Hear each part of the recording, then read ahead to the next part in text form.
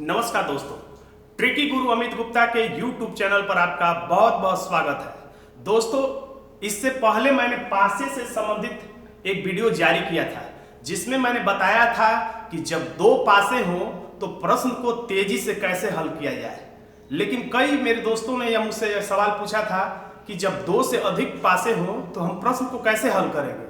तो इसी संबंध में मैंने यह वीडियो नया जारी करने जा रहा हूं जिसमें मैं बताऊंगा कि जब दो से अधिक पासे हो तो प्रश्न को हम कैसे सॉल्व करेंगे। लेकिन जब दो पासे हो तब भी और जब 10 पासे हो तब भी ट्रिक वही होता है। इसलिए मैं आपको सुझाव देता हूं कि इस वीडियो को देखने से पहले मेरा वो पहले वाला वीडियो आप देख लें तो यह बातें आपको बहुत ही आसानी से समझ में आ जाएंगी।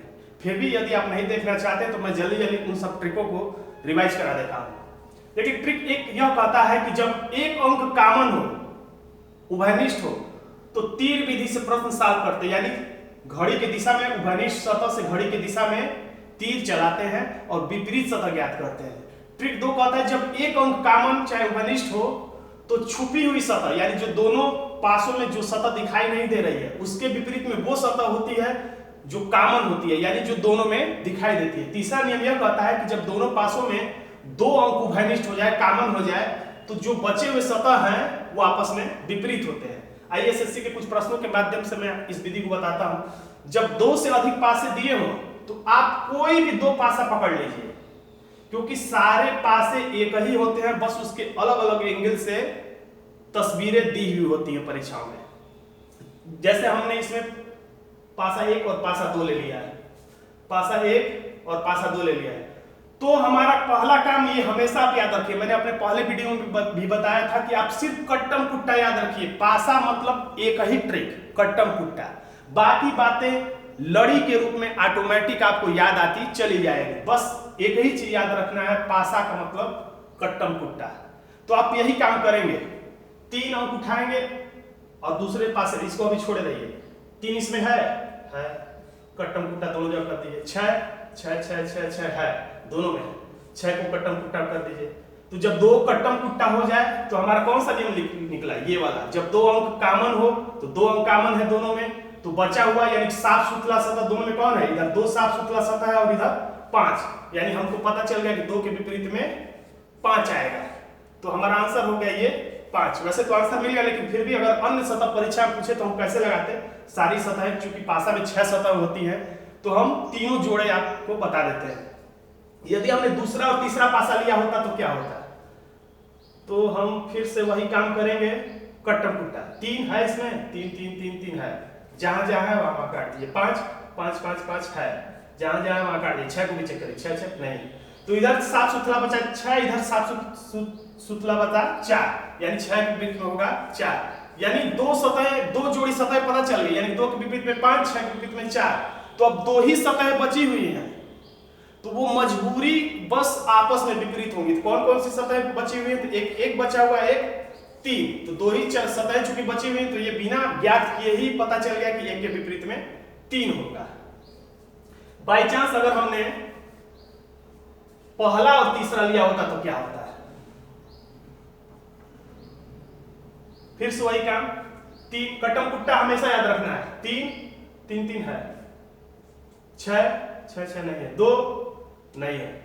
जब एक अंक कॉमन है, इसमें एक ही कट्टम कुट्टा हुआ, यानी एक ही अंक उभयनिष्ठ है, एक ही अंक कॉमन है, तो जब एक अंक कॉमन हो तो तीर विधि। अब इसी माध्यम से आप तीर विधि सीख लीजिए, पिछले वीडियो को देखने की कोई जरूरत नहीं पड़ेगी।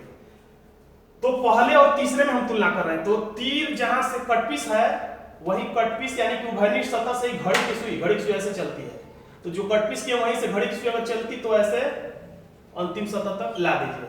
फिर 3 यहाँ पे कट्टम कुट्टा है, तो घड़ी की सुई ऐसे चलती है, तो जहां कट्टम कुट्टा है यानी जो उभयनिष्ठ सतह उसी से घड़ी की सुई की दिशा में तीर चला दीजिए।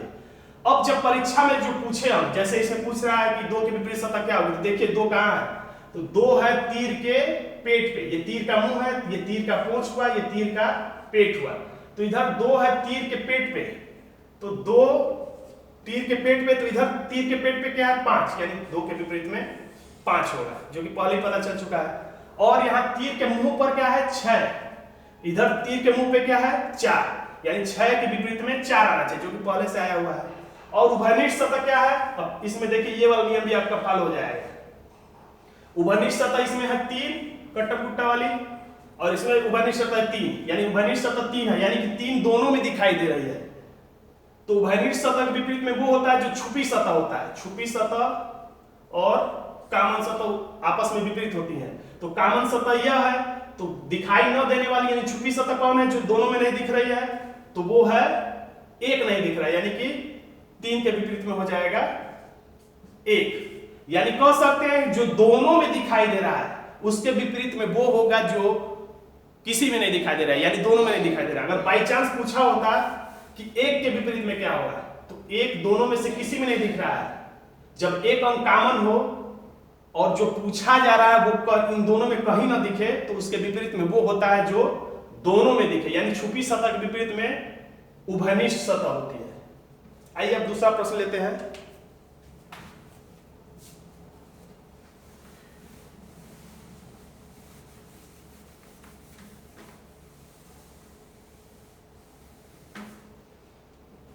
देखिए इसमें कोई पासा ले लीजिए, जैसे हम पहला दूसरा लेते हैं, तो पहला दूसरा काम वही करना है, कट्टम कुट्टा, बाकी चीजें याद आएंगी। 4 4 4 नहीं है, 2 2 2 2 नहीं है, 3 है, जहां पर है दोनों में काट लीजिए।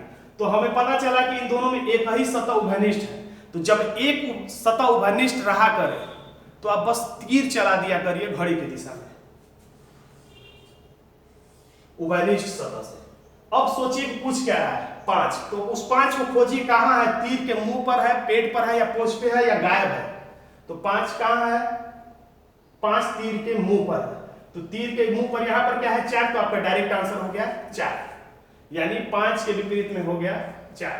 फिर भी बाकी सतह भी हम यहां पता कर लेते हैं पूरी जानकारी देने के लिए। और तीर के पेट पर यहां पर क्या है, 2, तो इधर तीर के पेट पर क्या है, 1, यानी 2 के विपरीत में 1। अब एक ही जोड़ा बचा हुआ है तो आपस में विपरीत हुआ। कौन कौन सा जोड़ा नहीं दिख रहा है, तो 3 नहीं दिख रहा है 1 से 6 के बीच में, और एक 6 नहीं दिख रहा, तो ये ऑटोमेटिक विपरीत हो गया। या ये भी कह सकते हैं कि दोनों में उभयनिष्ठ कौन है, तो 3, तो इसके विपरीत में वो होगा जो दिखाई नहीं दे रहा है, यानी छुपा हुआ। तो कौन सा छुपा हुआ है, तो 6 छुपा हुआ है। यदि हम दूसरा तीसरा लिए होते तो क्या होता है,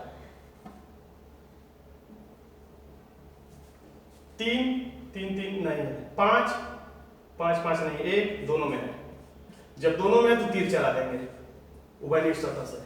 तो तीर के मुंह पर क्या है, 3, इधर तीर के मुंह पे क्या है, 6, यानी 3 के विपरीत में 6, वही आंसर। तीर के पेट पर है 5, इधर तीर के पेट पे 4, 5 के विपरीत में 4, वही आंसर। और इधर उभयनिष्ठ सतह है 1, यानी एक ऐसा अंक है जो दोनों में है, यानी एक ऐसा है जो बहुत दिखाई दे रहा है। तो जो बहुत दिखाई दे रहा है उसके विपरीत में वो होगा जो एकदम नहीं दिखाई दे रहा। इन दोनों में कौन सा अंक ऐसा है जो एकदम नहीं दिखाई दे रहा है, तो हमको 2 नहीं दिखाई दे रहा है। 2 के विपरीत में 1, या 1 के विपरीत में कह सकते हैं कि 2 होगा। अगर हम लिए होते दूसरा और तीसरा तो क्या होता, सतह कोई भी 2 पासा पकड़ लेना है, कुछ ना कुछ आंसर जरूर आएगा। 3 है कट्टम कुट्टा, 5 भी है कट्टम कुट्टा, 1 नहीं है, यानी इधर साफ सुथरा बचा 1 और इधर साफ सुथरा बचा 2, यानी यही बस पता चल पाए कि 1 के विपरीत में 2 होगा, यानी वही आंसर। तो दोस्तों इस तरह से प्रश्न को सॉल्व करना है। अगर आपकी कोई और भी जिज्ञासाएं हैं रीजनिंग के किसी भी चैप्टर से, तो आप कमेंट बॉक्स में लिखकर पूछिए। अगर आपको ये मेरा चैनल पसंद आता है, आपको मेरा ये वीडियो पसंद आता है, तो लाइक करें, सब्सक्राइब करें और अपने दोस्तों में भी शेयर करें। धन्यवाद दोस्तों, से भी होते।